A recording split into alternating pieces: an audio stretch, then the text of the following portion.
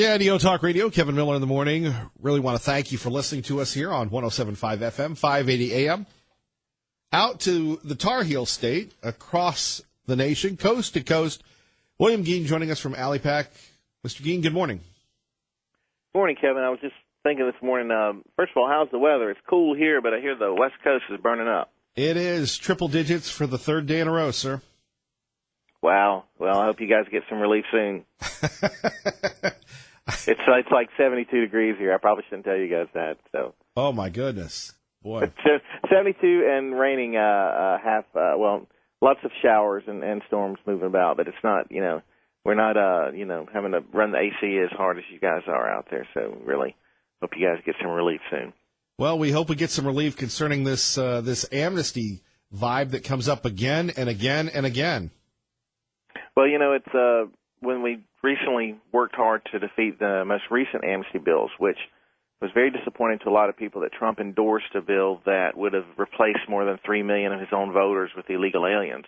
When that bill failed, thankfully mostly to the Democrats and the Republicans that are on our side of the issue, it was the 10th time. I think it's over the 10th time that we've defeated amnesty legislation since 2004. And it's really scary because we never know whether we're going to prevail or not. Each time people are running around saying, oh, it's going to pass, and there's nothing you can do. And the Soros groups and the Chamber of Commerce groups are spending millions and millions of dollars to pass this thing, William, and we can't do anything. But the people who don't listen to those naysayers, stuck it out, and we fight, and we do the best we can. And sometimes we play the decisive role in stopping the legislation. Other times we play a more generally supportive role for the opposition to the legislation, but it's very important that people keep fighting back, because if that amnesty bill ever gets signed into law, even by President Trump, who specifically campaigned against amnesty, the United States, as we know it, is never going to be the same. Indeed, and yet you have the Republicans that try to weasel this through, collaborating with the open border Democrats. Exactly, and the Democrats, the only reason they voted against the amnesty bill is they just don't want to give Trump the win on it. They don't want to take the 3 million amnesty. We're waiting on the 10 million amnesty. A 3 million amnesty will give them full control of all U.S. elections in about 10 to 12 years. They want the big 10 million plus amnesty. They'll give them full control of the U.S. in about maybe 4 to 6 years.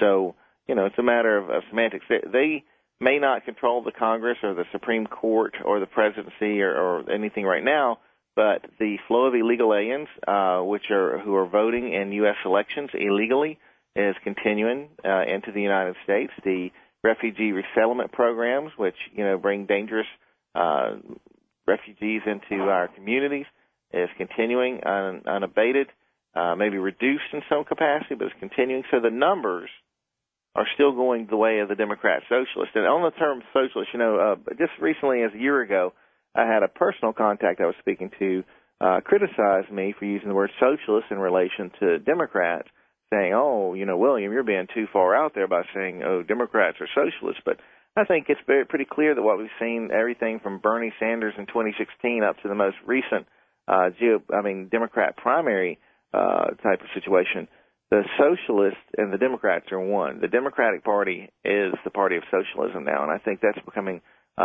clearer to Americans on a daily basis. Well, they seem to think it's a good thing, and the scary part about this, Mr. Geen, you and I aren't, we don't have a lot of miles on the odometer, but we do have some. You have a lot of young folks, the millennial generation, the plurals after them. They seem to be down with socialism, even though they know nothing about it. They are, and now you've even got the, abolish ICE movement. They had a bill the other day to support immigration and customs enforcement, and I believe it was, it was passed, but most of the Democrats voted present, which was, not voting for the bill, and then I think 35 lawmakers voted against supporting ICE, of which all were Democrats except for one Republican, Representative Justin Amash in Michigan, who is a well-known illegal alien amnesty supporter who voted against ICE. And now, and you had, I think Senator Gillibrand was saying in an interview the other day that, if Democrats take over the House and the Senate in 2018 midterms, going after abolishing immigration and customs enforcement is, exactly what they intend to do. So And ICE is out there the other day. I'm trying to pull it up now as I'm speaking to you. They put out a press release. They arrested and they're deporting 139 illegal immigrants that they focused on because they are deemed to be threats to public safety. So it's, it's a situation where Immigration and Customs Enforcement provides a very important service to the United States of America. Granted, we'd like to see them deporting a lot more illegal immigrants than they do. We'd like to see them getting rid of illegals before they victimize Americans. But in their recent Operation Eagle Shield, here's a couple examples of the people they're deporting. An El Salvadoran national who identified as a high-ranking member of MS-13 gang. A Bolivian national who has four prior convictions for rape and intercourse with a victim under 13. A Peruvian national previously convicted for battery and failure to register as a sex offender. A Mongolian national previously convicted for driving under the influence and forgery. And I could keep on going here with the list and stuff, but there's a lot of, like Trump said, bad hombres that are in the illegal immigrant community, and Immigration and Customs Enforcement is doing a lot more now than they did under Obama, but it's still a drop in the bucket. We were hoping to see more of a national deportation force and an entire, mass deportation move that would turn off the flow of illegal immigrants into the country. They're still coming into the country because they know that things aren't that much different under Trump at the border and with the deportation and with the judge, with all the courts you see and Democrats and other power groups really fighting to take care of the illegals as soon as they arrive. They're being encouraged. And, back in their home countries, NGOs and different organizations, Catholic Charities and others are saying, yeah, come on, to the United States. You can get in, and we'll be there waiting for you. We will be there waiting for you inside the United States to help you out. So a lot of different power groups and NGOs and politicians are encouraging the illegal immigrants to come, and they're so confident they're sending their kids, unaccompanied minors, unaccompanied kids, up through dangerous borderlands straight into the United States because that's how confident they are that they can get in the United States and stay here in violation of our laws once they arrive. Our great friend William Gein joining us from Alleypack. Kevin Miller in the morning, KIDO Talk Radio. Let's get back to this issue of the ICE folks, and then we'll get back to the tearful journeys that we hear of all these irresponsible parents. But no one's really taken a look at it from the ICE agent's perspective. You're doing a tough job, a thankless job, and now you're vilified by whether it's Kamala Harris, by whether it's someone else, who they don't care about our country. All they want to do is for political gain. But Mr. Gein, you have a tough job. You've taken some shots. Lindsey Graham is not, you'll never make his Christmas card list. But here you have law enforcement officers, just like under Obama, being targeted. We haven't taken a look from the ICE agent's personal perspective, have we? Well, what's happening to the ICE agents now is very similar to what's happening to our law enforcement officers, and very, very similar to what's happening to white males in movies and commercials and things like that, where they're being vilified and they're telling everybody that white males with guns are just the biggest threat in America, and the statistics don't bear that out, especially not police. Police sometimes do the wrong things, but they're not the biggest threat to anybody in this country. In fact, the chances of you or anybody else, even minorities, being harmed by police is very, very low compared to the bigger dangers of violent crime from within their own communities. But we can't have that conversation. They don't want to talk about the violent crime in the Democratic precincts and the staggering statistical relationship between Democrats, socialists, and crime. If you look at the most dangerous parts of America where you're standing and you'll be the most likely victim of a property or violent crime, you are most likely to be standing at a Democratic Party stronghold in city and town precincts where Hillary Clinton wins and Barack Obama win by large portions. That's where the crime problem's at. Socialists and the Democratic Party are the party of criminality and association with crime statistically, and so they try to push it, and make our own military troops, look bad, and anybody that's working to try to stand up for the United States, enforce the United States laws. So they're just throwing Immigration and Customs Enforcement right in there with it.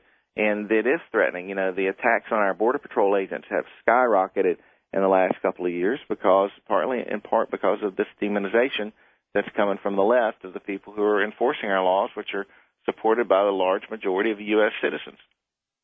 Bill Gein joining us, William Gein joining us from Alley-Pack, Kevin Miller in the morning here at KIDO Talk Radio. So let's get the other side of the story, because all we're hearing about is how dare you break up the families, how dare you do this, even in Twin Falls, Idaho, which has been in the news nationally recently.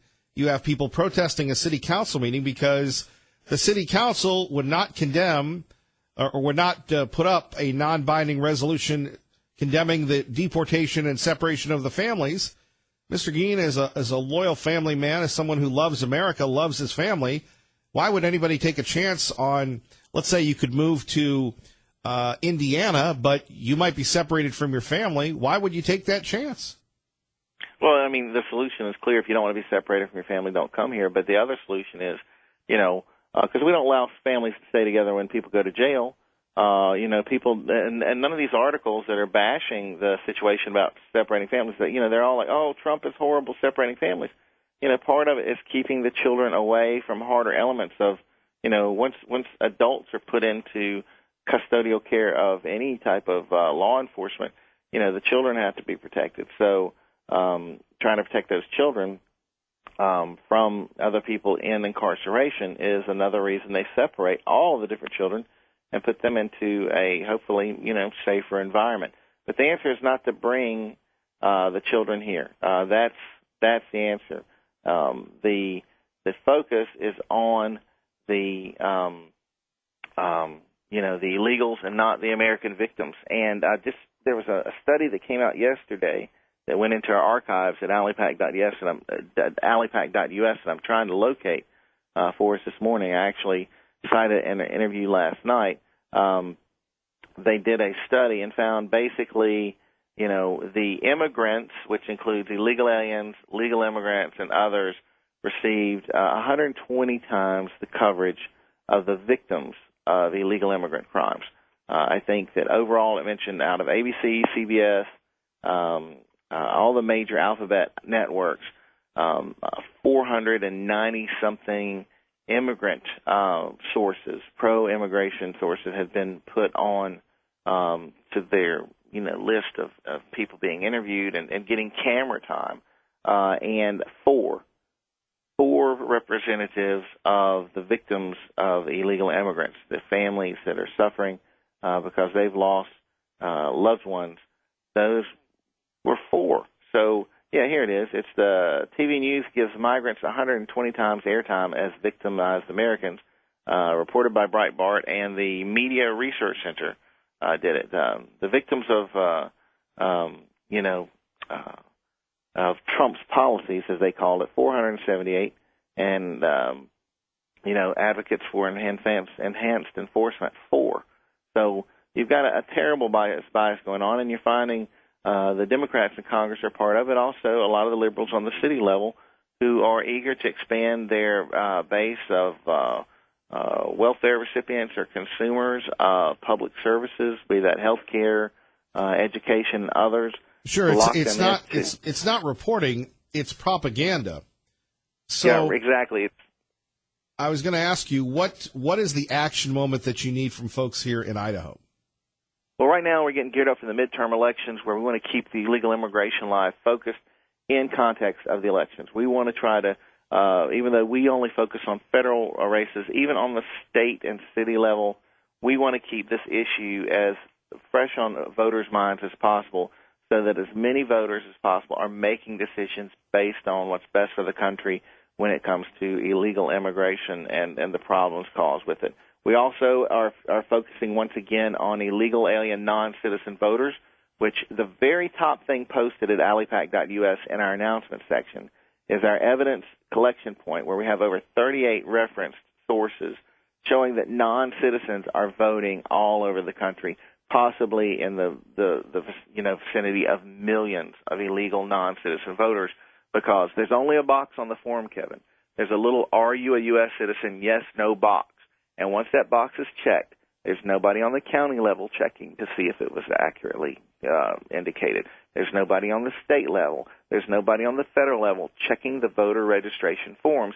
And thus, the Democrats have included illegal immigrants and non-citizen immigrants that are also not supposed to be voting in U.S. elections in their voter registration drives, in their voter get-out-the-vote drives. And they have used this tactic extensively, especially in states like California and Nevada. And, Trump even acknowledged 3 or 4 days after he was sworn in, he acknowledged that there were millions of illegal voters that he believes cost him the popular vote.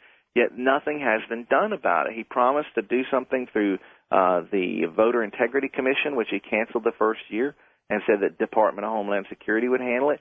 But then not a peep, crickets chirping. So we need to be squeaky wheels. Even if you support Trump or you don't support Trump, we need to be the squeaky wheels that are pushing for positive change for American citizens on this. And part of our squeaking as a wheel comes from going on great shows like yours, Kevin. Mr. Geen, always appreciate your courage and perseverance. If people want to get a hold of you and help the cause, how can they do that?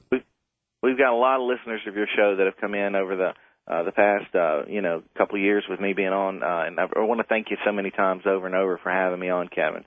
We're at alipac.us. Please get on our email alerts. It's www.alipac.us. We're Americans for Legal Immigration, and we'd really appreciate your attention and support to these very important matters. Mr. Geen, please have some Bojangles for me. You got it, Kevin. Take care. Take care. Our great friend, William Geen, Kevin Miller in the morning here. Phone numbers 580-5436, 580-KIDO. Coming up next, you and me talking about the future of the Republic, plus chip sealing. Do you like it? We already know the answer. Kevin Miller, KIDO Talk Radio. And good morning, Kevin Miller in the morning here, KIDO Talk Radio. And, well, I got to tell you, it's very interesting. This police lip sync challenge continues. We've got Garden City now answering the challenge. And they're becoming quite the mini productions. Garden City's is like 10 minutes now. With various songs in there, but big ups to our friends at the Garden City Police Department and the Caldwell Police Department, Nampa, Meridian, ISP. People are wondering if Boise's going to do it. I don't know. I don't know if we've jumped the shark, but we love law enforcement. We support them, and they're really getting creative with this. Far from the days of the Norfolk Police Department that really, again, set the standard with that Uptown Funk. But you've got mega mixes and everything else. And as I was listening to it during the break, it took me like 3 minutes to get to the video, and then it's also confusing. But I tell you, a lot of work goes into it. And now some people say, well, Kevin Miller, it's a waste of government resources. I don't think so. I think it's great community policing. And like curmudgeonly talk show hosts, anytime you can humanize yourself, it's a good thing, especially in America today where, we pride ourselves on being, our ability to communicate. We have so many methods of communicating, and yet lack of communication is, one of the major causes of trauma or drama or stress, right? Like I said, at 580-5436, 580-KIDO, email, texting, anytime you have the written word, which is extremely powerful, it can be misconstrued. When you have the spoken word, the power of the spoken word is unprecedented, no matter what the technological propagandists will say. All right, we're done with getting on the soapbox. Let's get you to work safely and on time. Now, if you're wondering where the Garden City Lip Sync Challenge is, it's on Facebook. I'll put it on my personal page in a minute. But I have to say, again, we don't get a lot of breaks in the show, but we've gone from, Baby Don't Hurt Me to Milli Vanilli. When's the last time we've heard Milli Vanilli, Don't Lose My Number, to a patrolman now doing the Hammer Time, Don't Touch This. Anytime you have somebody doing the Hammer, life is good. Whether it's on a Wednesday, a Friday, a Monday, every day, seeing a patrol officer dancing to Hammer really is worthwhile. So check that out at the Garden City Police website, Facebook, and then on my personal Facebook as well. I'll share that with you. Coming up next, we'll hear from our Fox News folks. Plus, more about Independence Indoor Shooting, protecting yourself and protecting your family. We are the home of protecting the family. We protect the family. Kevin Miller, KIDO Talk Radio. Good morning, Maggie. Good morning. And rolling right along, who would have ever thought that plastic straws, I almost said public straws, but plastic straws in public would be public enemy number one, at least in San Francisco. Joining us now with the details live from New York, coast to coast, Tanya J. Powers from Fox News Radio. Good morning. Good morning. So more on the idea of plastic straws need to be eliminated, eradicated. Of course, on the other hand, it's tough to find somebody who makes paper straws these days. Well, yeah, I mean, I would guess the paper straw lobby is very happy about this move. The American Chemistry Council and Plastic Industry Association is not happy about it. You know, now is the time, I guess, we could pull a Jim Cramer, and all of a sudden it's time to buy some paper straws or stock a paper straw company, you know? They're not just for fancy parties anymore. Right, or the ice cream place or what have you. Exactly. How did this happen where all of a sudden you've got Starbucks saying they're going to do this, other people really jumping on this thing and, getting rid of plastic straws? Are they really that big of a deal? Apparently they are. A lot of, environmental people say, look, this is something that, it's too small to be recycled properly. Not just plastic straws, but also this plastic stirrers like you get, for coffee, that kind of thing. So San Francisco is actually the most recent city that has their board of supervisors has now unanimously approved a ban on plastic straws. They have another vote on it coming up next week. But like I said, this was a unanimous approval yesterday, and it would also affect takeout containers that are treated with fluorinated chemicals. They would ban those as well. Besides being bad for the environment, which is a big thing, any other reasons why they're jumping on this? And I'm wondering if anybody said, well, maybe it should be up to private enterprise like Starbucks that is leading the way and saying, okay, we're going to get rid of it on our own. Yeah, I don't know. I'm not sure if there's any other reason behind it other than, the fact that, they're not the only ones doing this because we've also seen this in Seattle. Matter of fact, the Seattle ban started this month. It took effect this month for plastic straws and stirrers there. I don't know if I'd ever go to Seattle. Just based on the plastic straw and stir controversy alone, or is there another I hear reason? A lot of bad stories about Seattle. I'm sorry, I'm intrigued now. I have to know what bad publicity the Seattle has gotten that you've read. Apparently they have to wash the sidewalks every day. And we're not talking about getting rid of chalk. They use the sidewalks for toilets there, from what I hear. You don't want to come to New York then? I've been to New York several times. I'm a international traveler, a big baller. Right. I'm just saying, if that whole, sidewalk washing thing offends you, then... No, it offends me the reason why they have to wash the sidewalks. Yeah. I'm all for clean sidewalks. Well, I don't know. It uses a lot of water now. It does. It does. Mm-hmm. But see, now I have nowhere to go on this one. I hope you're. Now I know what it feels like when I say something. Hey, what do you think of this? That and it's overpriced, and you have a lot of people left of center, and I don't think they like people of my ilk there. I think they'd probably like your tourism dollars just fine. Well, a lot of big taxes, too. Sales tax is, 8, 9, 10% there in Seattle? Sure, you got the fish market. Not sure how bad it is. Sure, you got the fish market, but, how much fish can you watch? And, do you really want to get hit in the kisser when that guy throws the fish at you? It's not. They don't just have fish. I'll give him a judo chop. Sure, okay, they got the Space Needle, but, really. And some seagulls and maybe a fairy or two. Yeah, but, I've seen some seagulls before on National Geographic. You are a well-rounded gentleman. I am, yes, I'm a very, what do you call that, knowledgeable person, yes. Well-traveled, learned. Absolutely. Well, I'm just not a political expert like some people. Oh, you had to go there. All right. I was getting desperate. You've totally run me on this one. So I see that. You did that. Well, anyway, Hi, Jay Powers. We appreciate the insight and for upping the IQ of the program while you were on here today. Oh, anytime. Thank you. Our great friend, Tiny J. Powers, joining us. Let's get back to the phones. And back to you. Doug in Mountain Home. Good morning. You're on KIDO Talk Radio. Hello, Doug. Doug. Doug. No one's sorrier than I am, boss. Max in Garden City. Good morning. You're on KIDO Talk Radio. Well, good morning, Mr. Miller. Well, good Young morning, fella, Max. how you doing? I am living the dream. That's what counts. I'm listening to this plastic straw argument, and 3 words stuck in my mind. Communism. Seattle.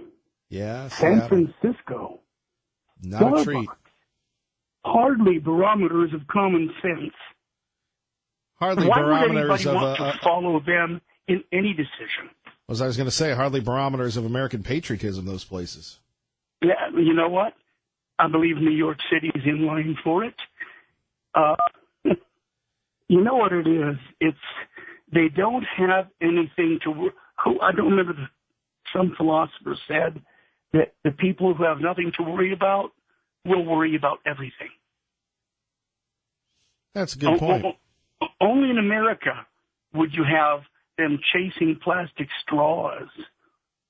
Only in America, while children are going hungry, while some families don't have enough food, we'll run ads on TV. If you'll give us $30 a month, this dog may find a home. 4 days later, we'll put it down. I mean, come on. We worry about stupid and irrelevant things, and we can't get our stuff together to organize to take care of any of them. And when you want to lay a smoke screen, when there's something happening that you don't want people to hear about, bring up the plastic drinking straws. Am I wrong? Well, apparently I'm a sucker then, because I fell for it. The plastic straws? Yeah. Do a little homework and find out the study and who conducted it, the one that brought this to the forefront. And Hey, it's rather embarrassing. let me hit you with this. You'd never live in Seattle, would you? Oh, my Lord, no. The armpit of the Northwest? A boil on the rump of America? We don't want any boils on the rump. Have you ever been to Pike Market? No, but I've seen it on National Geographic. Mainly I just watch things. I experience things through the magic of something they call television. Which is fine, because when you experience it for real, go with a friend, stay close with your friend, zip your pocket shut, and keep your handbag or your purse in front of you at all times. It is a den of corruption, crime, iniquity, and stupidity of the residents. And then they Pike throw Market is not something to be proud of. and they throw the fish at you. You know, if you're lucky, that's all they throw at you. I'll give them a I judo walked in chop. Pike Market not long ago, and you talk about pooping on the sidewalk. They even do it in Pike Market. Your food is right there on the table. You're buying your fish, and underneath some immigrant kid has just laid a dump on the cement. Pike Market is, Why don't somebody give him a kick? well, you know what? I don't kick children. I love kids. I'm a doctor. I have to be nice to people physically. Sure. But and understand, when people, we must omit liberal Steve from the column. He doesn't count. Maybe he'd be right at home there. You know, he'd be right at home in San Francisco on the city council. Max, we appreciate the call. Thank you, sir. You take care, my friend. All right. Let's go to Doug in Nampa. Kevin Miller, KIDO Talk Radio. Hello, Doug. Yeah, you got the wrong Doug. I don't know. I'm from Mountain Home. Doug in Mountain Home. Good morning. Yeah, good morning, Kevin. Hey, thanks for putting that last guy on. You had, not the caller, but about the immigration reform. The only thing I want to ask you, because I don't hear well, is he blaming some of that thing ain't getting passed, immigration reform bill getting passed on Trump? Am I wrong there? He says that you have to look out because Trump might pass it regardless. So, okay, enlighten me. I thought that's what we wanted, was it passed? Well, no, we don't want the amnesty passed. Oh, yeah, okay, amnesty. Got you. But, just listening to him, I've read a little here and there in magazines about it. Them friggin' Democrats, people wake up. To me, it spells out what our republic is and when you keep hearing them say democracy, it's just a mob. And you see it, just like he said, anywhere there's Democrat, I don't know what the word is in any precinct, but where the Democrats are in control, it's a mob. They can't win an election fair. They got to do it. They can't win one fair, period. Anywhere you go and you look at it, I just wake up, people. They're beating the hell out of people. I just listened to Larson's last night. I don't know if you caught any of that, Kevin, but he had a young guy on there. I can't even remember the name of it. They're trying to call them like gangs, and they're not even a gang. And literally, groups of freaking people in them cities that are hating Trump are beating the hell out of people that like Trump. What's that telling you? It's a mob. They have no scruples. They're going to do whatever it takes to do away with the police. Good grief. I got some cops that I've met that I don't like, but if you don't got law, you ain't got order, and we're seeing it in places, and that's exactly, just like Schumer. He's a freaking jackass. This thing with gun control, if you didn't have any violence, that jackass wouldn't have no kind of a freaking agenda. He's just a freaking puke. I'm sorry, but Nancy Pelosi, all of them, wake up, America. They don't give a crap about us. They care about their one-world movement and order. So, Kevin, thank you for putting them kind of people on. And wake up, America. Wake up, Idaho and Twin Falls.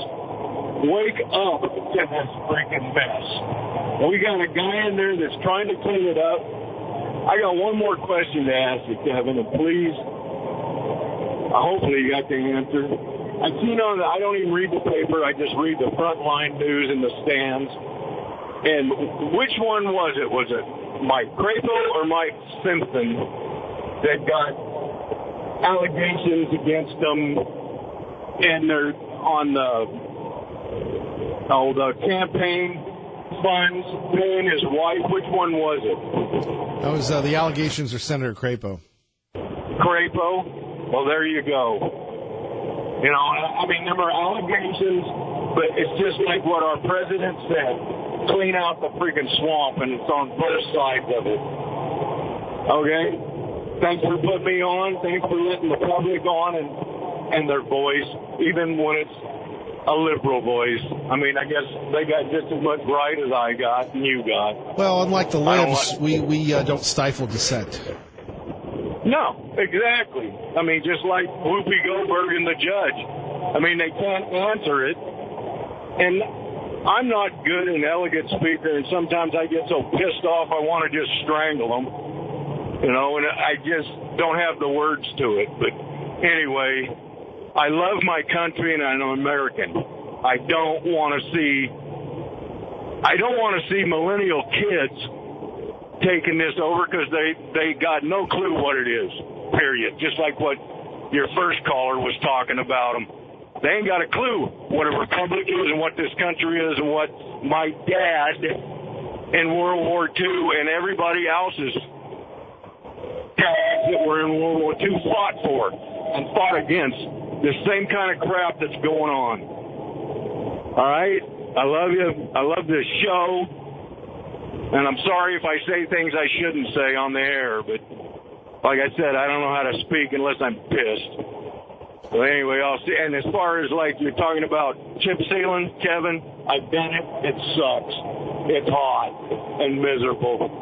I'll see you later. Thank you for the show. We love you, Doug. We appreciate you. Phone numbers 580-5436, 580-KIDO. Let's go to Big John with Kevin Miller on KIDO Talk Radio. Good morning, Big John.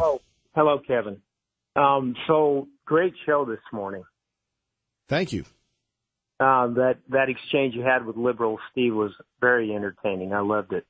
And I like Liberal Steve. I really do. I was disappointed that he didn't show up at Idaho indoor shooting, or Independence indoor shooting, last Friday. And I got an idea. I would love to sit down with Liberal Steve and just see if we can find some common ground on anything besides the Second Amendment. Maybe Cindy from Caldwell and I could, talk to him both, but except that I wouldn't want to put him at that kind of a disadvantage. So maybe that's not such a good idea. But anyway, I'll give Liberal Steve credit when he's right. He's right on the Second Amendment, but not a whole lot else. But anyway, I like the guy. So Liberal Steve, if you're listening, here's a shout out to you. Big John, thank you. You're welcome, Kevin. Have a great day. You too. Kevin Miller, KIDO Talk Radio. Rolling right along, Kevin Miller in the morning. Blessed to be a part of your day. Phone numbers 580-5436. 580-KIDO. Coming up, Chuck Ambrose will join us, a former U.S. attorney, Air Force Academy grad, best-selling author. We'll go in-depth concerning the Cohen tapes, the FBI, Page Strucker, Carter Page. You listen to Sean Hannity every afternoon, and he's got such detail, whether it's Greg Jarrett or Sarah Carter or anybody else.